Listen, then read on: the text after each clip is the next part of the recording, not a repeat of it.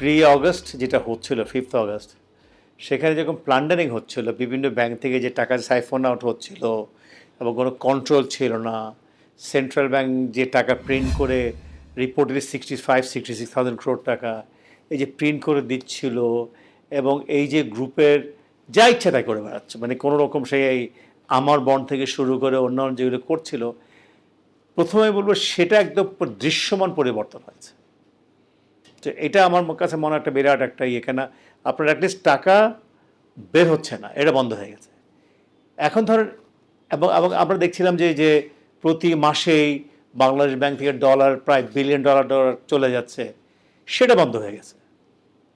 So আমি দেখছি remittance, যেমন রেমিটেন্স মাস প্রতি মাসে মোটামুটি আমরা এখন 2 বিলিয়ন ক্রস করে গেছি, হাইয়েস্ট 3 বিলিয়ন লাস্ট মান্থে আসলো। সেটা হয়তো রমজানের ব্যাপার স্যাপার থাকতে পারে, বাট তারপরে কিন্তু আমরা মোটামুটি রেমিটেন্সে বেশ আমরা দেখতে পেয়েছি এক্সটার্নাল অ্যাকাউন্টের মধ্যে ইম্প্রুভমেন্ট আছে। আমরা দেখতেছি ব্যালেন্স অফ পেমেন্ট ইম্প্রুভমেন্ট এসছে, কারেন্ট অ্যাকাউন্টে ইম্প্রুভমেন্ট এসছে, ফাইন্যান্সিয়াল অ্যাকাউন্টে ইম্প্রুভমেন্ট এসছে। সো আমি বলি এগুলো একটা বড় ধরনের ইম্প্রুভমেন্ট এসছে। আরেকটা যেটা হয়েছে আমরা দেখতে পেয়েছি যে যেমন ধরেন বেশ কয়েকটা ব্যাংকের ব্যবস্থাপনা পরিচালক থেকে শুরু করে আপনার পরিচালক মণ্ডলে যেটা, সেখানে কিছু পরিবর্তন হয়েছে। তো মোটামুটি এই পরিবর্তনগুলো যদি বলেন হাতে কয়েকটা বলে, এরপর রিফর্ম কমিটি কিছু হয়েছে, যদিও এই রিফর্ম কমিটির রিকমেন্ডেশনসগুলো নিয়ে কী কাজ হবে না হবে সেটা নিয়ে আমরা এখনো জানি না, বাট কিছু কিন্তু মোটামুটি হয়তো কথাবার্তা শুনতে পাচ্ছি। ধরেন আমরা শুনতে পাচ্ছি যে ইসলামী ব্যাংকগুলোকে হয়তো 2টা ব্যাংক করা হতে পারে। তারপরে আরও কিছু হয়তো বাংলাদেশ ব্যাংক যেমন ব্যাংক রেজলিউশন অ্যাক্ট ড্রাফট করেছে, সেটা হয়ে গেলে সেখান থেকে কিছু হয়তো আসবে যে কীভাবে ওনারা অধিগ্রহণ করবেন এবং কীভাবে পরবর্তী কীভাবে ডিসপোজ করবেন, এইসব জিনিসগুলো এসছে। মোটামুটি মোটা দাগে এইসব পরিবর্তনগুলো আমরা দেখতে পাচ্ছি।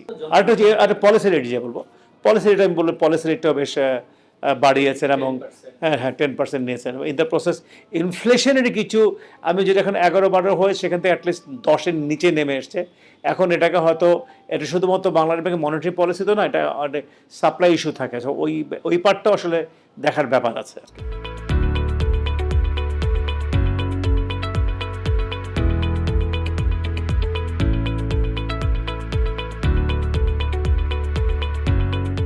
এটা ধরেন অগাস্ট পরবর্তী যদি চিন্তা করি, এখানে 7-8 মাস গেছে।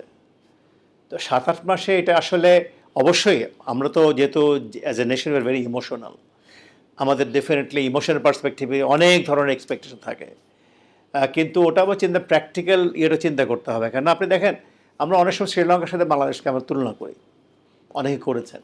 একটা জিনিস খেয়াল করে, শ্রীলঙ্কা 2 বছরের মধ্যে কিন্তু they have turned around. One of the reasons হচ্ছে ওদের banking industry was very strong. যখন country got bankrupt, but banking industry না। আমাদের এখানে যেটা হচ্ছে banking industry possible the most affected sector in Bangladesh.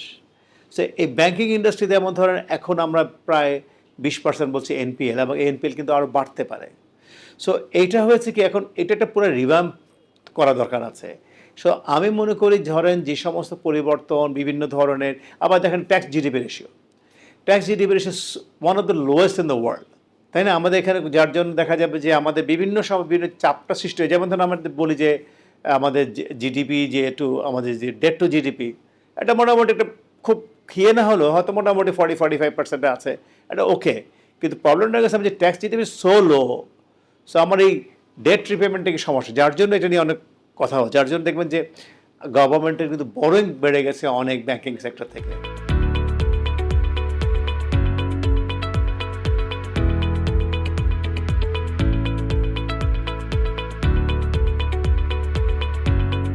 Basically যেটা ওই যে ফরেন্সিক অডিটগুলো হচ্ছে, কিন্তু এই নাম্বারগুলো যেগুলো বলছে এখানে অনেক সময় এই নাম্বারগুলো হয়তো কোনোখান থেকে আমরা সরফ এটাকে প্রজেক্ট করছি on the basis certain basis, এটা কিন্তু হয়তো may not be the right number. It could be lower than that, it could be higher than that.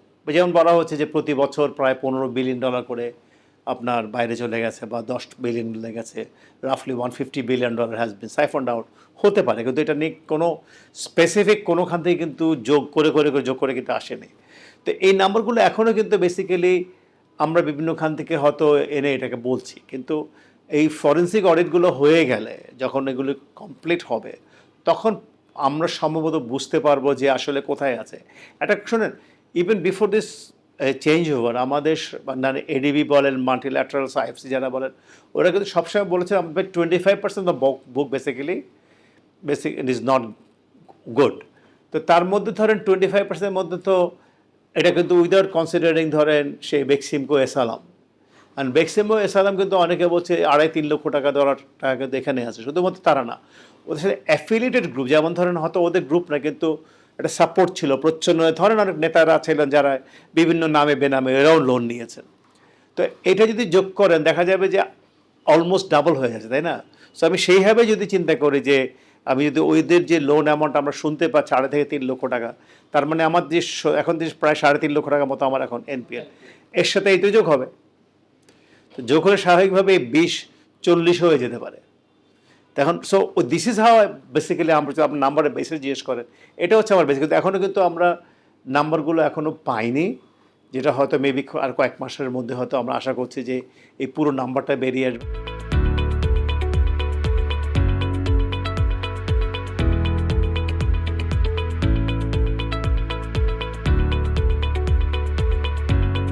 বাজেটটা যেটা চাচ্ছি সেটা হচ্ছে হ্যাজ টু বি র্যাশনাল। মানে আমাকে সব কিছু, যেমন আমরা ছোটোবেলায় পড়েছিলাম যে cut your coat according to your clothes, so ওইভাবে আমাকে চিন্তা করতে হবে। আবার অ্যাট দ্য সেম টাইম আমাকে ধরেন আমার যে উন্নয়ন কর্মসূচিগুলোকেও আমাকে ইগনোর করা চলছে, যেগুলো আমাকে যেটা প্রায়োরিটাইজ করতে হবে, কোনগুলো আমার মাস্ট হ্যাভ, কোনগুলো হচ্ছে গুড টু হ্যাভ, আর কোনগুলো পরে হলেও চলবে। মাস্ট হ্যাভ যেগুলো আছে সেগুলোকে আইডেন্টিফাই করতে হবে, but at the same time যে সমস্ত মেশিনারির মাধ্যমে এগুলো এক্সিকিউশন হতো সেখানে কিন্তু কাজ করার দরকার আছে। কারণ আমি বুঝি এটা এটা it is easier said than done. Doctor Yunus কেন এটা এখানে অন্য কিছু হলেও ডিফিকাল্ট হবে কেন? আপনি তো পুরো মেশিনারি চেঞ্জ করতে পারেন নাই, এটা তো এখনও রয়ে গেছে বিভিন্ন জায়গায়। এবং আপনারা দেখেন বিভিন্ন সময় বিভিন্ন সমস্যা যেগুলো হচ্ছে, এবং পরবর্তী যখন দেখা যাচ্ছে যখন ডিকডাউন করা হচ্ছে, এরা হচ্ছে ওই দলের লোক যারা এসে সরকারকে ডিস্টেবিলাইজ করার চেষ্টা করছে। তো তেমনি করে বিভিন্ন পদে পদে কিন্তু এই লোকগুলো কিন্তু এখনও আছেন। তো তারা কিন্তু এটাকে অবশ্যই এটাকে বন্ধ করার চেষ্টা করবেন বা এটাকে স্লো ডাউন করার চেষ্টা করবেন। তো আমার মনে হয় এটা ইজ ভেরি ইম্পর্ট্যান্ট যে আমরা জিনিসগুলো ট্রান্সপারেন্ট রাখার চেষ্টা করি এবং কন্টিনিউয়াসলি ডিসকাশনটা রাখি, মানে engaging the stakeholders very important. ওগুলি করতে পারলে এবং বাজেটটা মোটামুটি ধরেন আমাদের প্রায়োরিটিগুলো চিন্তা করে যদি করতে পারি, সেটাই হচ্ছে আমার চাহিদা। আমি এখন স্পেসিফিক কোনো সেক্টরের কথা বলবো না, বাট আমার ফার্স্ট অ্যান্ড ফরমোস্ট দিক হচ্ছে আমার রেভিনিউ জেনারেট করতে হবে। এখন এই রেভিনিউ জেনারেশনটা আবার এক্সেস লোড দেওয়া যাবে না, ইনফ্লেশনের ইকোনমি আছে। আবার দেখছি আমরা এনার্জির ব্যাপারে এনার্জি সাপ্লাইটা এনশিওর করতে পারছি না, অনেক ফ্যাক্টরি বন্ধ হয়ে আছে বা ফুল ক্যাপাসিটি রান করতে পারছে না, ল অ্যান্ড অর্ডার সিচুয়েশন নিয়ে করতে হবে। তো এগুলি করে আপনি যদি লোকাল ইনভেস্টরদের যদি আপনি কনফিডেন্স না আনতে পারেন, বাইরে থেকে লোক ইনভেস্টমেন্ট আনা কিন্তু ডিফিকাল্ট হবে।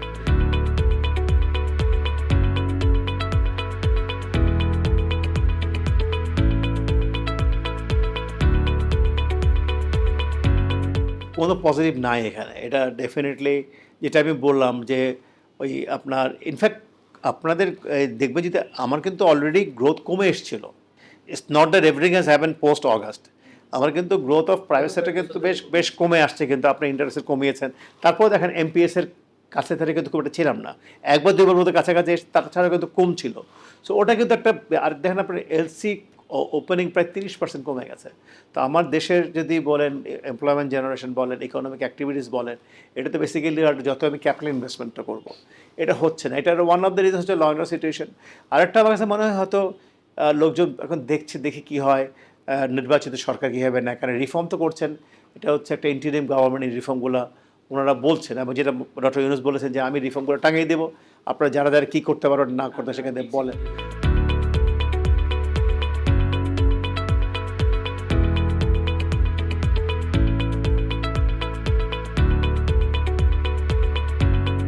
ব্যাংক খাতে আমি চাই অ্যাবসলিউটলি কর্পোরেট গভর্নেন্সকে এমপ্লয় করা, এবং যেটা ছাড়া কিন্তু কিছুই করতে পারবেন না। সো সেটা হ্যাজ টু বি ইমপ্লিমেন্টেড।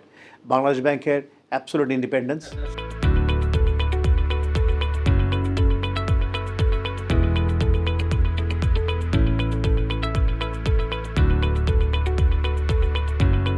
শুনেন মিউচুয়াল ট্রাস্ট ব্যাংক সবসময় কমপ্লায়েন্ট ব্যাংক, এবং দেখেন এত কিছু হয়েছে, এত কিছু পরিবর্তন হয়েছে আলহামদুলিল্লাহ। মিউচুয়াল ট্রাস্ট ব্যাংক আর কিছু গটিকতক ব্যাংক কিন্তু আলহামদুলিল্লাহ কিন্তু দে আর ডুইং স্টিল ওয়েল, এবং তার কারণটাই মূল কারণ হচ্ছে corporate governance from board to everyone. So আমরা ধরেন আমরা ডেফিনেটলি আমাদের ভয়েসটা রেজ করি যে কী করা উচিত কী করা উচিত না, বাট আলটিমেটলি সরকার যদি বলে এটা করা যাবে না, এটা কর, ফাইন, আমরা উইল গো বাই দ্যাট। আমরা সবসময় বিশ্বাস করি যে you have to abide by the law of the land, because law of the land is above everything. তো সেইভাবে আমরা আমাদের যারা কর্মচারী কর্মকর্তা আছেন যারা, তারা সবাই মিলে আমরা কমপ্লায়েন্ট ওয়েতে ব্যবসাটা করার চেষ্টা করি, এবং সেটা আমাদের লক্ষ্য। এবং সেটা সেম টাইম কীভাবে কাস্টমারদের ডোর স্টেপে আমাদের সেবা নিতে পারি, সেবার মানটা কীভাবে কন্টিনিউয়াসলি ইমপ্রুভ করা যায়। এখন যেহেতু অটোমেশনের যুগ, এআইয়ের যুগ, আরপিএর যুগ, এখানে আমরা কীভাবে আমরা আমাদেরকে আরও এফিশিয়েন্ট করতে পারি সেই কাজগুলো করার চেষ্টা করি। অ্যাট দ্য সেম টাইম সামাজিক যে সমস্ত কাজগুলো করা দরকার আমাদের সামাজিক দায়বদ্ধতা থেকে, সেই কাজগুলোকে আরও বাড়িয়ে নেওয়া। আমাদের একটা ইচ্ছা আছে ফ্ল্যাগশিপ কোনো প্রজেক্ট করা যায় কিনা, যার মাধ্যমে আমরা আমাদের দেশের লোকদেরকে স্কিল সেটটাকে বাড়াতে পারি। কারণ এন্ড অফ দ্য দেখেন আমাদের এই স্কিলটা ভালো নাই বলে আমরা যে বাইরের লোক পাঠাচ্ছি, আমরা কিন্তু অ্যাবসলিউট লোয়েস্ট ওখানে যে বেতনটা সেটা পাচ্ছি।